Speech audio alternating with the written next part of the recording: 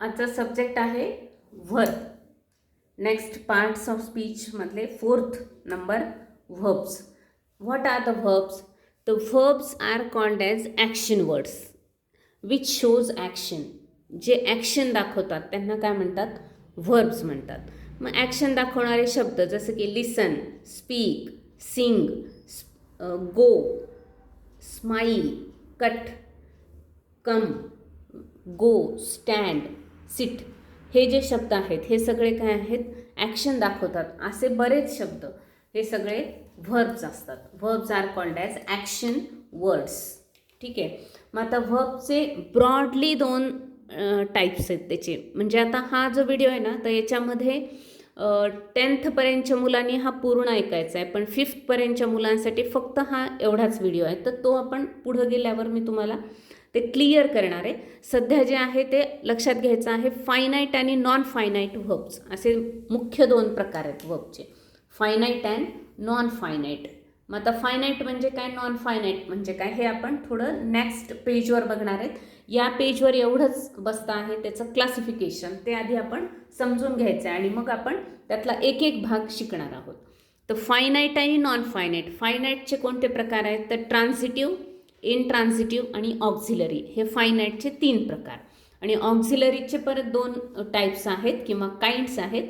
Helping verbs which are also called as primary auxiliaries आणि दुसरं आहे मोडल्स. हे आहे फायनाईट व्हर्ब्स. म्हणजे हे आपल्याला 6th 7thपर्यंत याचा उपयोग करायचा आहे, त्या विद्यार्थ्यांसाठी आहे, स्टुडंट्ससाठी. आणि नॉन फायनाईट जे व्हर्ब्स आहेत तर ते त्याचं काय क्लासिफिकेशन? तर there are 3 types of non finite verbs. कोणते आहेत ते? Infinitive, gerund and participle. Infinitive, gerund and participle. मग आता आपण काय करणार आहेत? आधी फायनाईट व्हर्बचं डिस्कशन करूया आणि त्यानंतर आपण नॉन फायनाईटकडे वळूया. फायनाईट व्हर्ब्स कोणते आहेत? आता फायनाईट व्हर्ब्समध्ये आपण मागच्या मोठ्या क्लासिफिकेशनच्या चार्टमध्ये बघितलं.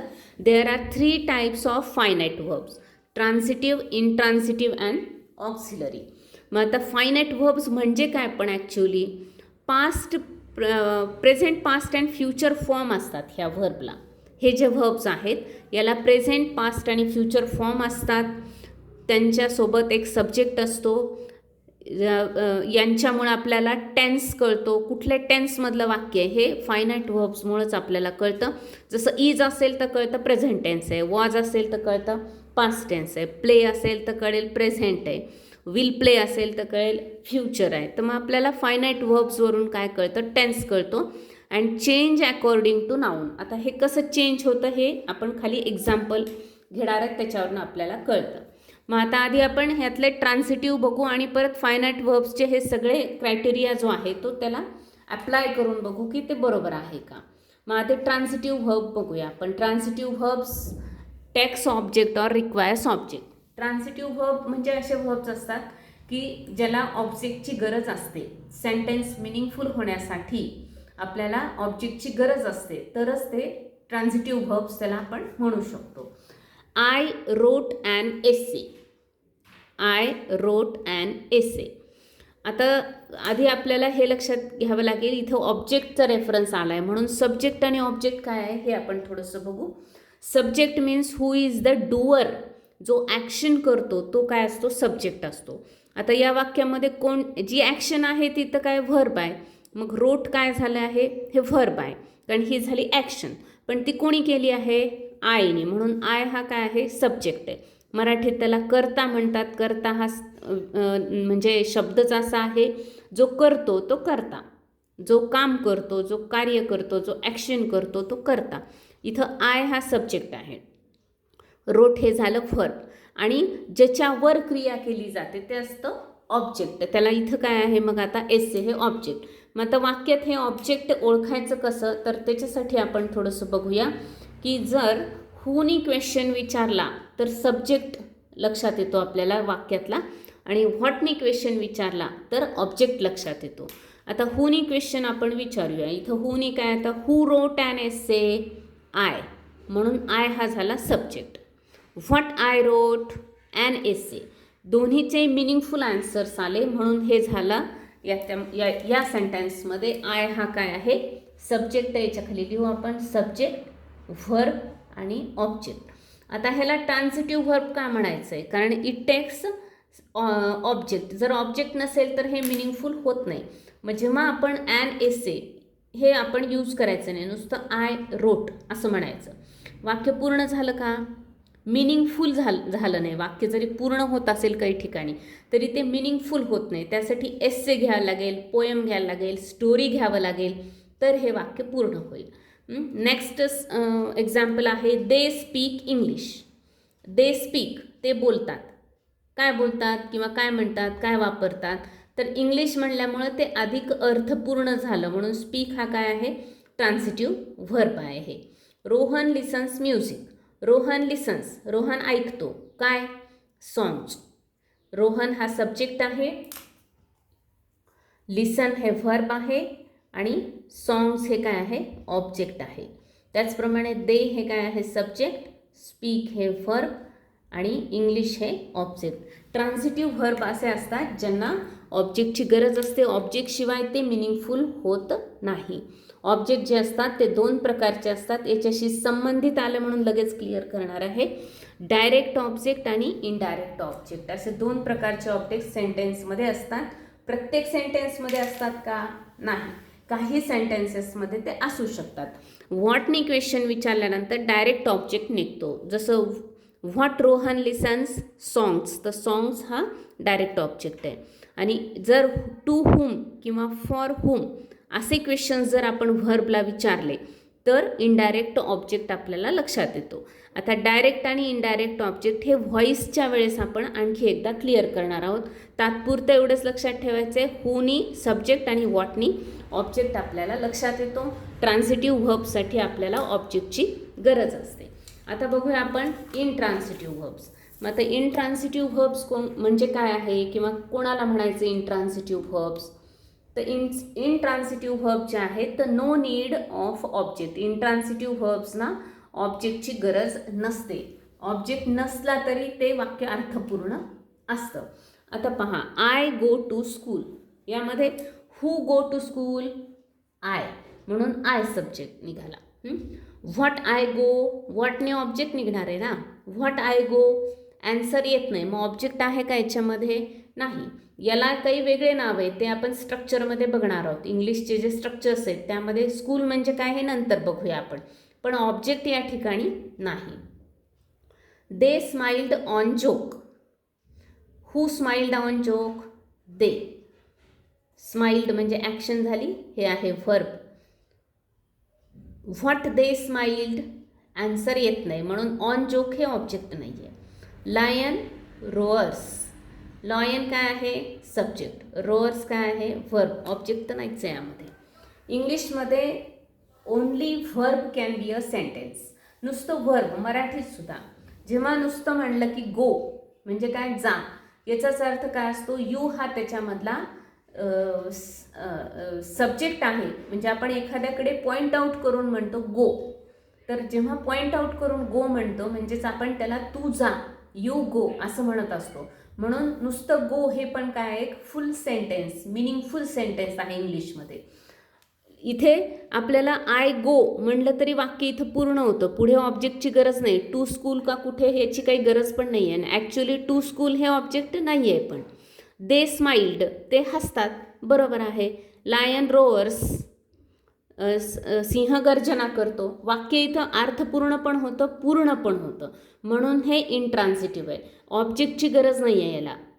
जसं की काही जे शब्द आहेत जे की मानवाच्या भावनांशी निगडीत आहेत किंवा ॲक्टिव्हिटीशी निगडीत आहेत मानवांच्या, तर त्याला इनट्रान्झिटिव्ह व्हर्ब्स असं म्हणलं जातं. जसं run, go, come, sit, stand, cry, sleep, laugh, smile, हे सगळे शब्द जे आहेत हे इनट्रान्झिटिव्ह व्हर्ब्स आहेत.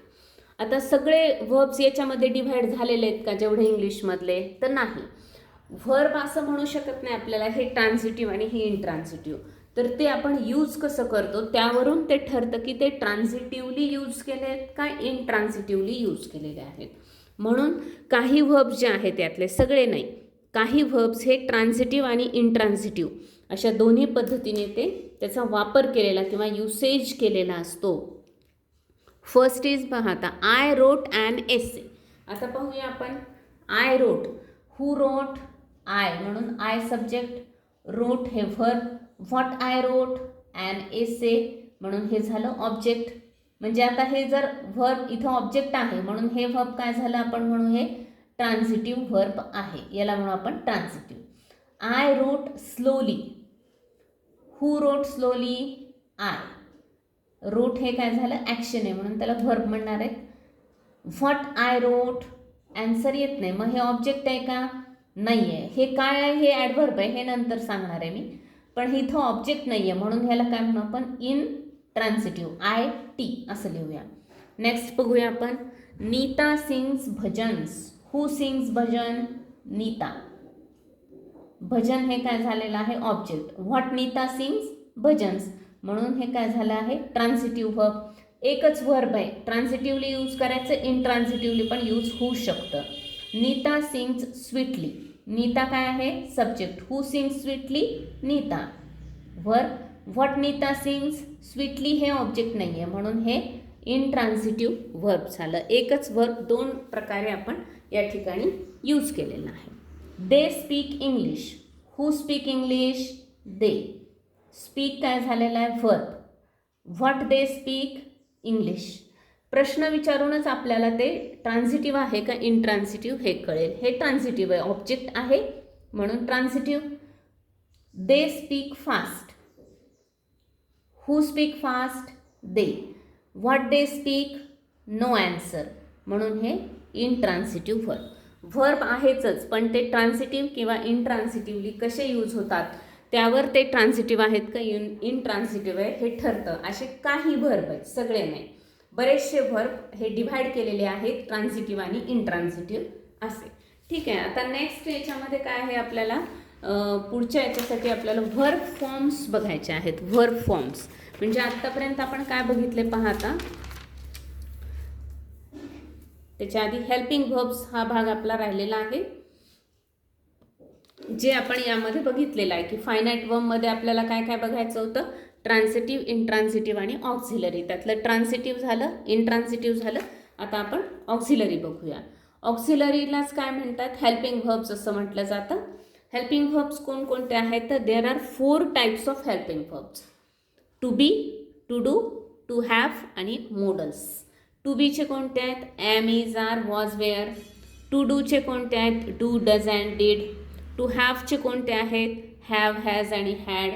आणि मोडल्स कोणते आहेत तर मोडल्स आहेत 12. Can, could, may, might, shall, will, should, would, must, ought to, dare to, need to आणि sometimes have two is also used as मोडल. हॅव टू सुद्धा काय आहे, मोडल म्हणून वापरता येतं. आता याच्याविषयी जे डिटेल आहे ते आपण नंतर पाहणार आहेत. मग आता हे झालं व्हर्ब विषयी, म्हणजे जे आपण आत्ता बघितलं की व्हर्ब जे आहेत ते ट्रान्झिटिव्ह, इनट्रान्झिटिव्ह आणि ऑक्झिलरी. मग आता हे ट्रान्झिटिव्ह, इनट्रान्झिटिव्ह हे सगळ्या प्रकारचे जे व्हर्ब्स आहेत, ऑक्झिलरी नाही फक्त ट्रान्झिटिव्ह आणि इनट्रान्झिटिव्ह. तर याचे काय आहेत, काही फॉर्म्स आहेत, त्याला आपण म्हणलेलं आहे व्हर्ब फॉर्म्स. आता व्हर्ब फॉर्म्स काय आहेत तर त्याची फॉर्म्स आहेत, प्रत्येक व्हर्बचा फॉर्म आहे. तर पहिला कोणता आहे तर base form of the verb, past tense of the verb, past participle of the verb आणि present participle of the verb. हे आपल्याला टेन्सेससाठी उपयोगाला येतं. आपल्या सोयीसाठी आपण, आपल्या कन्व्हिनियन्ससाठी आपण त्याला V1, V2, V3 आणि V4 असं म्हटलेलं आहे. जसं की go, went, gone, going, play, played, played, playing, cut, cut, cut, cutting, come, came, come, coming. म्हणजे हे सगळे वेगवेगळे आहेत, हे आपल्याला असेच लक्षात ठेवावे लागतात. आता हे असं का बरं, इथं कटचं कटच का होतं, किंवा प्लेचं प्लेड झालं तसं गोला वेंट का होतं, किंवा कमचं केम झालं आणि तिसरा फॉर्म कम का होतो. तर हे लँग्वेज आहे, त्याला चॅलेंज नाही आहे, त्याला आपण का म्हणू शकत नाही. तर ह्या गोष्टी आपल्याला अशाच लक्षात ठेवाव्या लागतात. याविषयी आपण व्हर्बचा जो दुसरा प्रकार आहे नॉन फायनाईट ते आपण पुढच्या व्हिडिओमध्ये पाहणार आहोत. आणि व्हर्ब विषयी सुद्धा आपल्याला जास्त अजून टेन्स जेव्हा सुरू करणार आहे त्यावेळेस टेन्समध्ये आपण वर्बचा अजून सखोल अभ्यास, डिटेल अभ्यास करणार आहोत. आजची जी प्रोव्हर्ब आहे, a word is enough for wise. शहाण्याला शब्दाचा मार असं मराठीत म्हटलं जातं. म्हणजे जे वाईज पर्सन्स असतात, जे हुशार माणसं असतात, जे शहाणे माणसं असतात, त्यांना माराची गरज नसते. शब्दाने सुद्धा त्यांना लक्षात येतं की ही गोष्ट चुकलेली आहे. त्यामुळं त्या माणसांना जास्त बोलण्याची गरज नाही आहे. थोडंसं सांगितलं तरी त्यांना चूक लगेच लक्षात येते. ठीक आहे, भेटूया नेक्स्ट व्हिडिओमध्ये. थँक्यू.